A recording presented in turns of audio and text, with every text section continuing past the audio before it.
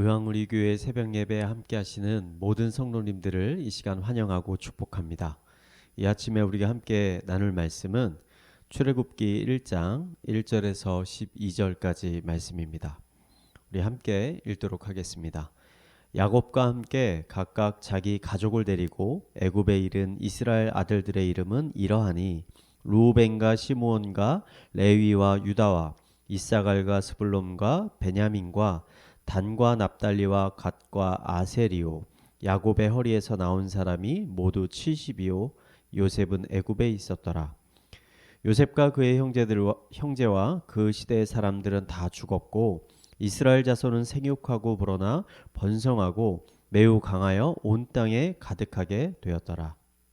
요셉을 알지 못하는 새 왕이 일어나 애굽을 다스리더니 그가 그 백성에게 이르되 이 백성 이스라엘 자손이 우리보다 많고 강하도다. 자, 우리가 그들에게 대하여 지혜롭게 하자. 두렵건대 그들이 더 많게 되면 전쟁이 일어날 때 우리 대적과 합하여 우리와 싸우고 이 땅에서 나갈까 하노라 하고 감독들을 그 위에 세우고 그들에게 무거운 짐을 지워 괴롭게 하여 그들에게 바로를 위하여 국고성 비돔과 람셋을 건축하게 하니라. 그러나 학대를 받을수록 더욱 번성하여 퍼져나가니 애굽 사람이 이스라엘 자손으로 말미암아 근심하여. 오늘부터 출애굽기를 설교하려고 합니다. 출애굽기의 사건을 잘 이해하기 위해서 우선 창세기에 기록된 출애굽에 관한 예언들을 살펴볼 필요가 있다라고 생각을 합니다. 출애굽의 사건에 대한 첫 번째 예언은 창세기 15장에 기록되어 있습니다.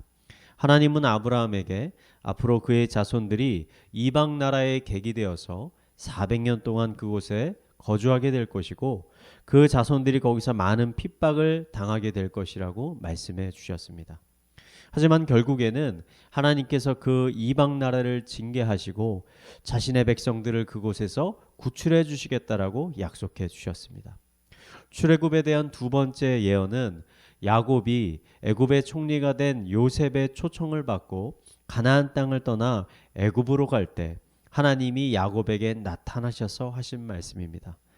애굽으로 내려가는 것을 두려워하고 있는 야곱에게 하나님은 애굽에서 야곱의 자손들이 큰 민족으로 성장하게 될 것이라고 말씀하셨습니다.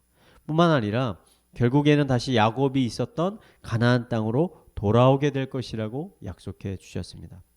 제가 출애굽기를 설교하는 데 앞서서 창세기의 이 두 예언을 언급하는 이유는 출애굽기의 사건이 결코 인간의 계획이나 정치적인 변화로 인해서 생겨난 우연한 사건이 아니라는 것을 여러분께 말씀드리고 싶었기 때문입니다. 창세기에서 하나님은 한 가정의 가장이었던 아브라함과 이삭과 야곱을 선택하시고 이들과 동행하시고 이들을 보호해 주셨습니다. 출애굽기에서는 하나님은 한 개인이나 가정만을 인도하시는 하나님이 아니라 한 민족과 국가와 전 세계 인간의 역사를 주관하시고 인도하시는 하나님이라는 사실을 우리에게 전달해 주고 있습니다. 하나님이 한 개인뿐만 아니라 인류 전체의 역사의 주인이라는 사실을 우리가 깨달을 때 우리는 많은 유익을 얻게 됩니다. 그 중에 첫 번째는 인생에 대한 더 깊은 통찰력이 생긴다는 것입니다. 가나안 땅에서 애굽으로 이주한 야곱의 가족은 70명이었습니다.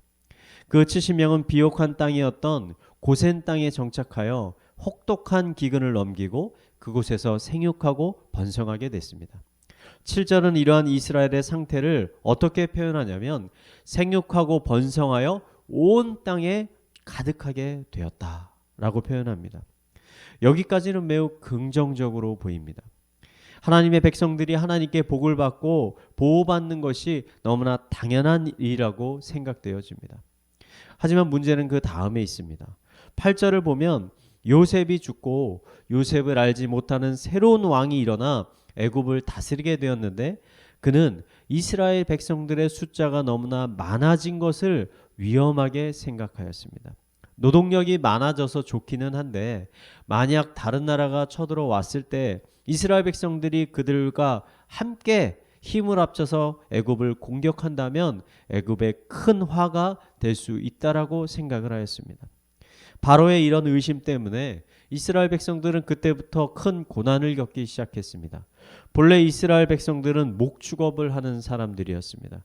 고센 땅에 와서도 계속 목축업을 하였습니다. 그런데 이 새로운 왕은 그들에게 성을 건축하는 일을 시켰습니다. 말이 건축이지 사실은 돌과 나무를 나르고 쌓는 매우 힘든 일이었습니다. 이유는 단순합니다. 그 일이 노동 중에서 가장 힘든 노동이었기 때문입니다.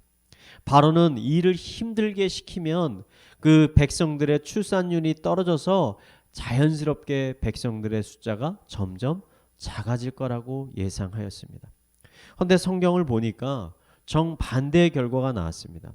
11절을 보니 이스라엘 백성들은 학대를 받으면 받을수록 더욱 번성하게 됐습니다.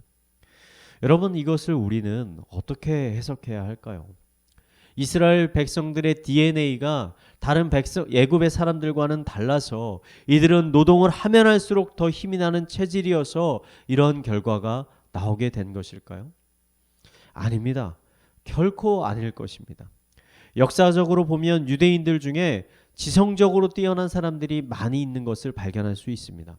하지만 신체적인 능력은 그 당시 중동에 있었던 다른 민족들보다 크게 우수할 것이 없는 매우 평범한 민족이었습니다.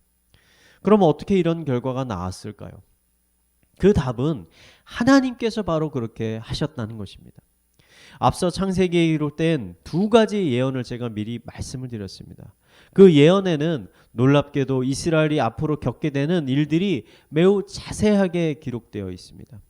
하나님은 이스라엘 민족이 애굽에 가서 핍박을 받게 될 것이라고 이미 말씀해 주셨습니다. 그러므로 애굽에서 이스라엘 백성들이 고난과 고초를 겪게 되는 것은 결코 우연이 아닙니다. 하나님의 예상 밖에서 일어난 일이 아니라는 것입니다. 하지만 하나님은 그러한 핍박에도 불구하고 이스라엘 백성들이 번성하게 될 것이라고도 이미 말씀해 주셨습니다. 그리고 정말 그렇게 되었습니다.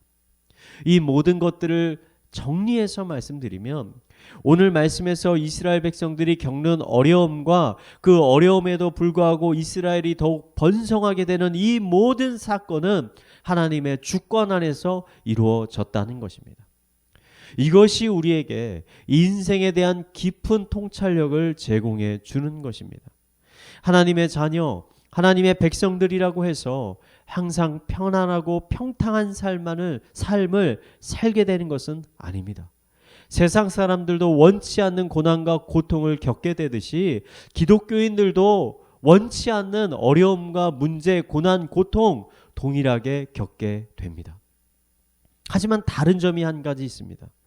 기독교인에게는 그럼에도 불구하고 이런 환경과 상황을 넘어서는 하나님의 도우심이 분명 존재한다는 것입니다.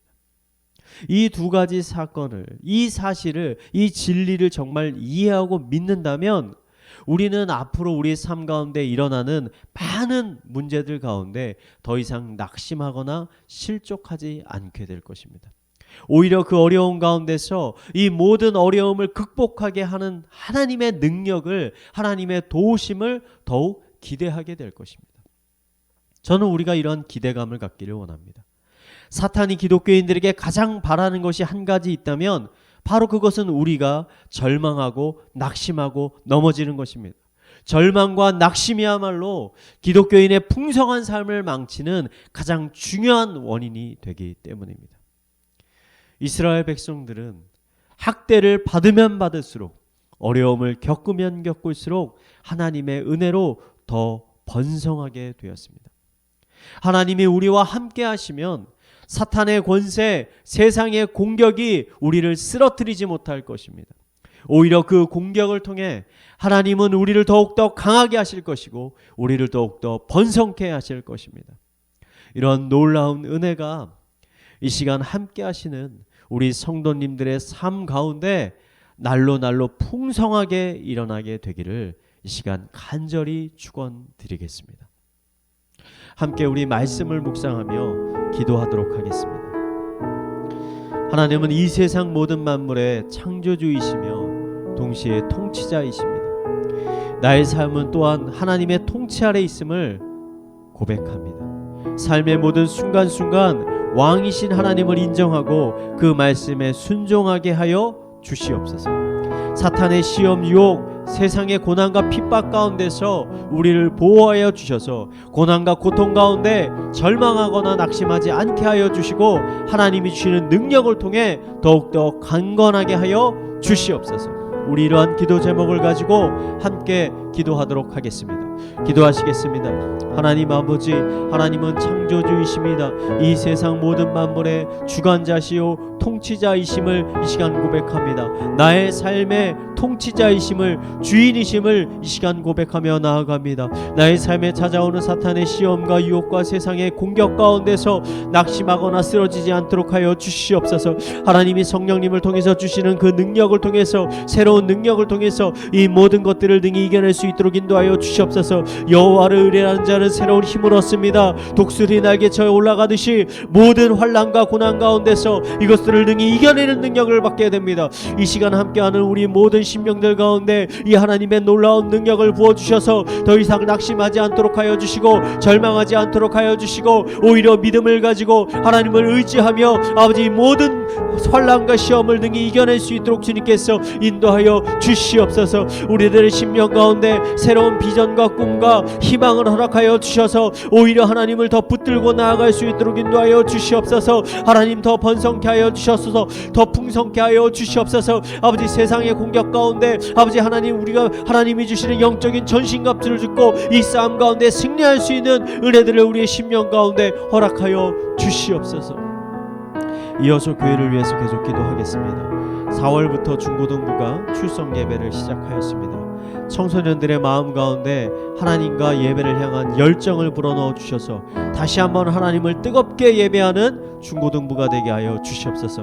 학생들을 섬기는 교육자와 선생님들에게도 은혜를 부어주셔서 하나님이 주시는 사랑으로 지치지 않고 아이들을 잘 섬길 수 있게 하여 주시옵소서. 우리 이러한 기도 제목을 가지고 함께 기도하도록 하겠습니다. 기도하시겠습니다. 하나님 아버지, 오랜 기간 동안 온라인 예배를 끝내고 우리 중고등부가 출석 예배를 시작하게 되었습니다. 아버지, 우리 학생들의 마음 가운데 예배에 대한 사모함을 허락하여 주시옵소서. 아버지, 한 자리에 나와 한 목소리로 하나님을 높게 올려드릴 때 아버지 하나님의 거룩한 성령이 그 예배 가운데 충만하게 임재하여 주시옵소서. 그리하여 예배에 나오는 모든 심령들마다 하나님의 살아계심, 하나님의 역사하심, 하나님의 통치하심, 하나님의 보호하심, 하나님의 새로운 힘 주심을 아버지 경험하고 돌아가는 예배 될 수 있도록 인도하여 주시고, 아버지 예배를 준비하는 우리 최성준 목사님과 아버지 중고등부 선생님들의 심령 가운데 큰 은혜를 부어주셔서 그들의 기쁨으로 하나님이 주시는 능력으로 하나님의 사랑으로 그 아이들을 섬길 수 있도록 아버지 그 아이들을 잘 양육할 수 있도록 주님께서 인도하여 주시옵소서. 우리 이어서 가정과 나라와 사회와 그리고 개인의 기도 제목을 가지고 이어서 계속 기도하도록 하겠습니다.